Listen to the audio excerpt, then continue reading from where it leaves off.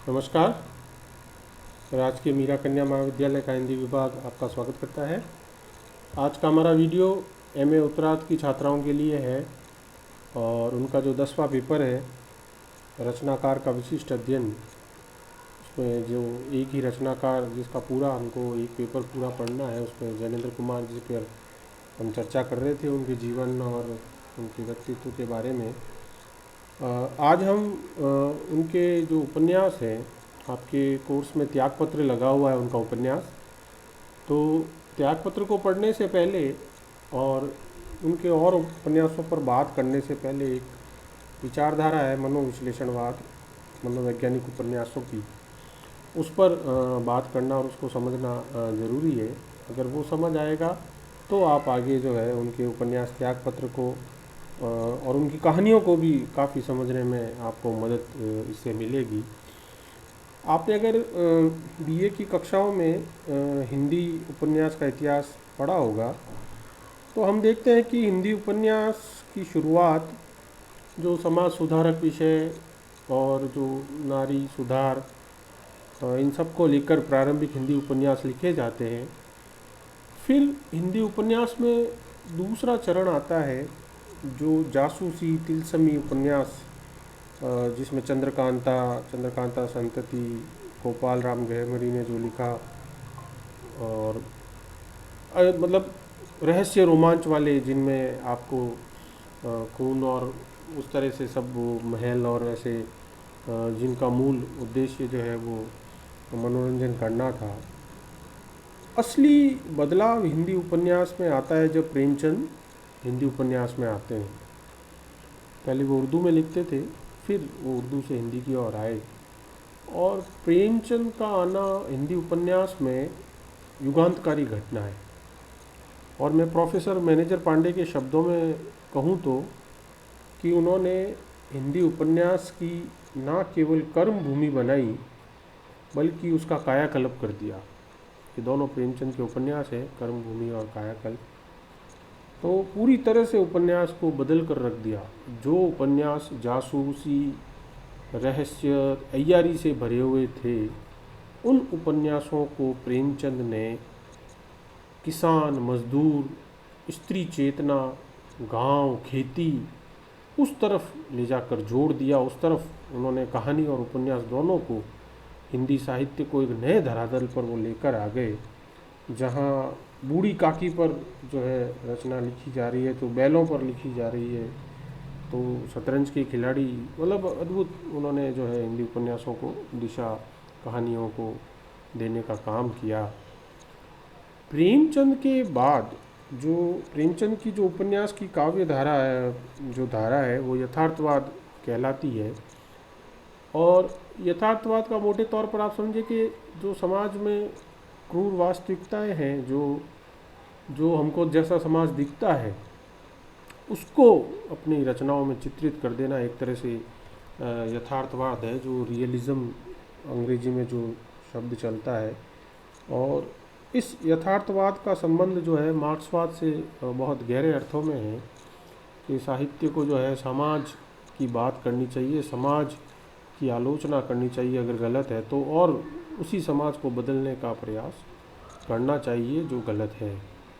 सबके लिए जो है वो होना चाहिए वहाँ पर स्थान।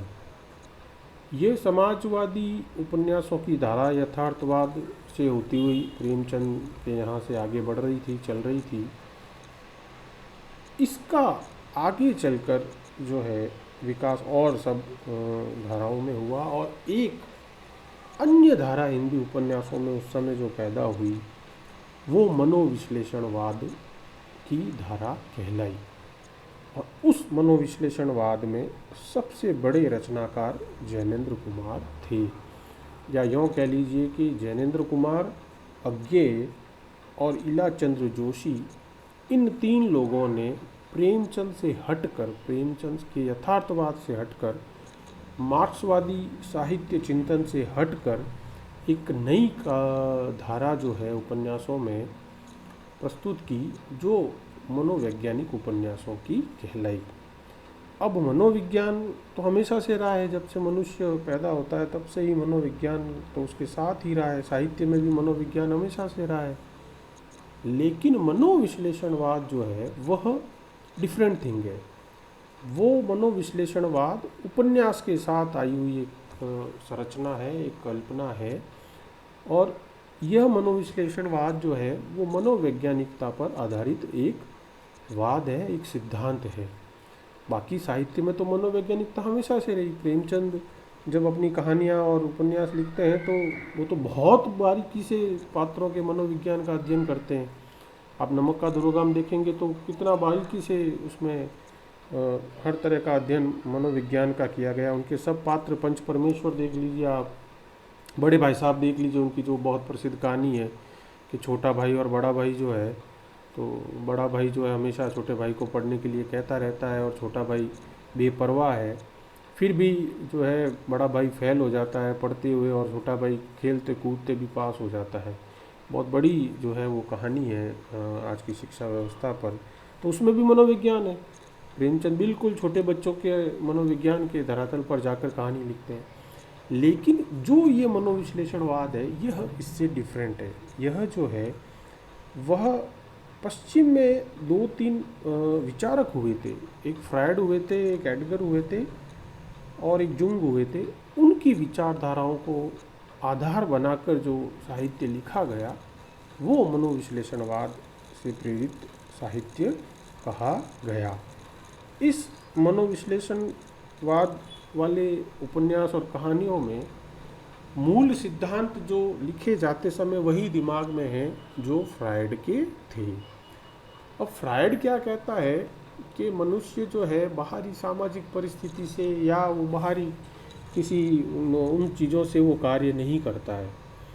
मनुष्य जो होता है वह अपनी अंदरूनी जो इच्छाएं, उसकी दमित अवचेतन जो होता है, वो कहता है कि मनुष्य के अंदर दो अवचेतन और चेतन। जो चेतन होता है वो तो हमें बाहर दिखता है, लेकिन मन का एक कोना अवचेतन होता है जो अंदर दबा हुआ रहता है, जिसको समाज दबा देता है या व्यक्ति के खुद के अंदर वो होता है और वो उससे प्रेरित होकर काम करता है। कई बार उसको खुद को बोध नहीं होता कि वो क्या कर रहा है, क्योंकि उसका अवचेतन उससे काम करवा रहा होता है। तो फ्रायड कहते हैं कि दुनिया में जितने भी क्रियाकलाप, घटनाएं होती है वो मनुष्य की इन दबी हुई इच्छाओं के कारण या इनके अवचेतन में जो विकार होते हैं या जो उसके अंदर जो संकल्पनाएं होती हैं उससे प्रेरित होकर व्यक्ति कुछ भी करता है। और जबकि उससे पहले हम क्या मान रहे थे कि व्यक्ति वो सब करता है जो उसकी सामाजिक स्थिति होती है, जो समाज में जो प्रभाव उसके ऊपर पड़ता है उससे जो है वो अपना कुछ भी आगे करता है। लेकिन फ्रायड इसका उल्टा कह देते हैं। तो इन फ्रायड साहब के जो मनोवैज्ञानिक सिद्धांत थे उनके ऊपर जो है यह उपन्यास आधारित हुए और जिनको हमने मनोविश्लेषणवाद वाले कहा। और जिनके शुरुआती उपन्यासकार जो इनको हिंदी में प्रबल तरीके से स्थापित करने वाले हमारे जैनेंद्र थे। ऐसे ही एक और मनोवैज्ञानिक थे एडलर। एडलर कहते हैं कि व्यक्ति हीनता की भावनाओं से प्रेरित होकर कुछ करता है। एडलर साहब कहते हैं कि हम जब बचपन में होते हैं तो बहुत कमज़ोर होते हैं, छोटे होते हैं, हमारी हर इच्छाओं जो है बड़ों पर आश्रित होती है और इस तरह से हमारे अंदर शुरू से ही एक प्रकार की इन्फिनिटी आने लगती है, एक हीन बोध होने लगता है। और जब हम बड़े होते हैं या जब हम उस समय भी रिएक्ट करते हैं तो जब बड़े होते हैं तो वो और रिएक्शन ज़्यादा करते हैं। तो मनुष्य के जितने कामकाज या जितनी उसकी अभिव्यक्तियाँ होती वो इस हीनता को दबाने के लिए होती है कि भाई जो है, जैसे आप देखते होंगे कि अगर घर में किसी छोटे बच्चे को जब मारा जाता है तो वो और अपने से छोटे बच्चे के ऊपर गुस्सा निकालता है। यानी अगर आप घर में बड़े बच्चे को डांटोगे, मारोगे तो उसके अंदर एक वो हीन भावना पैदा होती है कि मुझे डांट दिया सबके सामने, मुझे कह दिया। वो जाके क्या करेगा, वो अपने छोटे भाई बहन को जाके परेशान करेगा या उसको जो है वो तंग करने की कोशिश करेगा। तो ये एक तरह का साइकोलॉजिकल वो ऑर्डर है। यानी समस्या तो उसको कहीं और से हुई थी, लेकिन वो उसकी रिप्लेसमेंट, रिपेयर कहाँ पे कर रहा है, अपने से कमज़ोर जो छोटा है उसके पास जाकर कर रहा है। इसी प्रकार जो है इन जब मनोवैज्ञानिक इन सब लोगों ने सिद्धांत दिए और इनके साहित्य को पढ़कर लोगों ने रचनाएं शुरू की तो वो जो है मनोविश्लेषणवादी, या जिसके लिए हमारे यहाँ और एक अच्छा शब्द दिया गया, मनोवैज्ञानिक कहानियाँ या मनोवैज्ञानिक उपन्यास।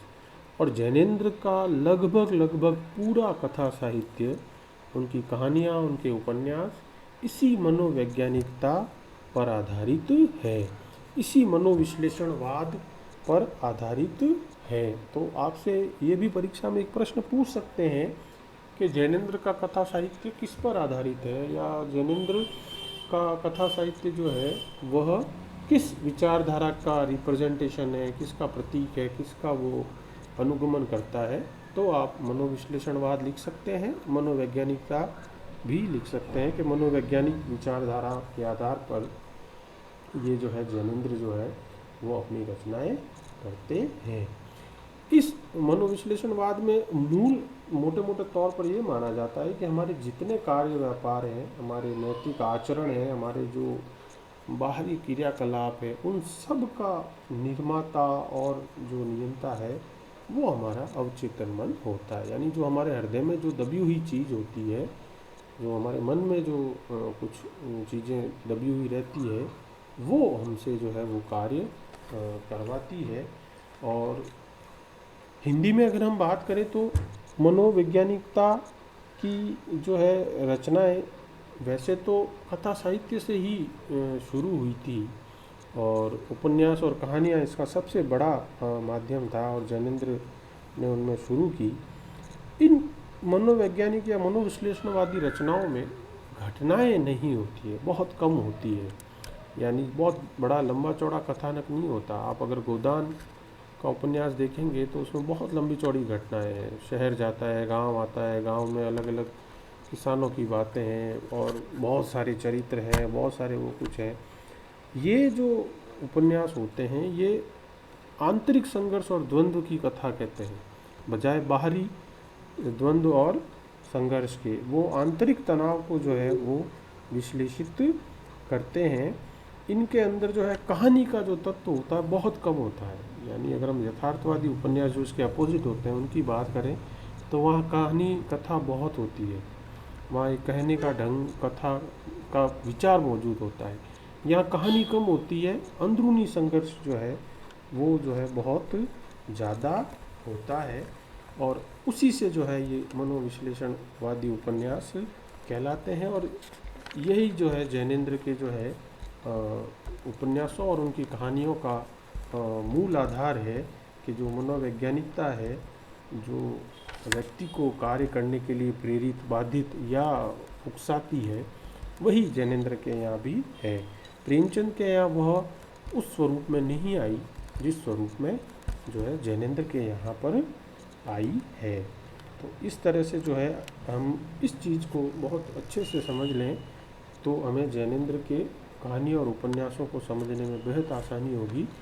प्रेमचंद की उपन्यास कथा साहित्य बाहर की यात्रा है, जैनेन्द्र, अज्ञे और इलाचंद्र जोशी जैसे रचनाकारों के उपन्यास और कहानी अंदर की यात्रा है, हमारे हृदय के अंदर की जो है वह यात्रा है।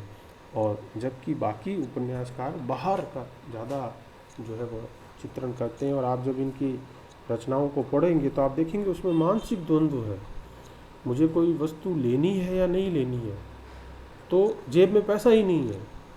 तो ये जो चित्रण हुआ वो हुआ बाहर की तरफ कि भैया जेब में पैसा नहीं है, घर परिवार की स्थिति अच्छी नहीं है, तो मैं कैसे वस्तु लूँ।